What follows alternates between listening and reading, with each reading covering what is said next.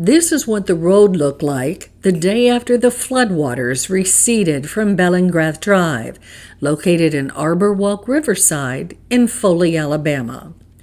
Much of the dirt had washed down from a construction site at the end of the road. At least one home had flood damage, and other homes in the neighborhood had roof damage, fence damage, or trees down.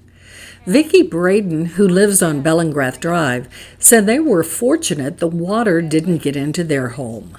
The street had water that was up to the mid part of our mailbox, and it was rushing like a river. It was, I never would have imagined. As high as we set up on this hill here, never would have imagined the water that we had. In our backyard, we had water that came up to the seats of our wrought iron lawn furniture. So that was about 18 to 20 inches of water in our backyard. Wow.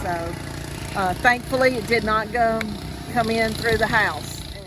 A few days after the flood, a construction crew and several neighbors shoveled off as much dirt as they could from the road. Power was restored on Saturday night, and on Sunday, Vicki's partner Bill Caraway and neighbors Steve Pate, Dave McLean, and Carl Bonnell got out their power washers.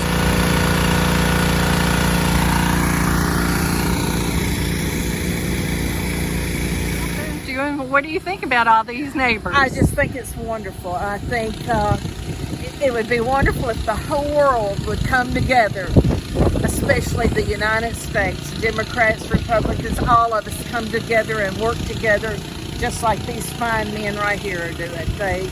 They are looking out for each other. It's property and home and family, and I think it's great.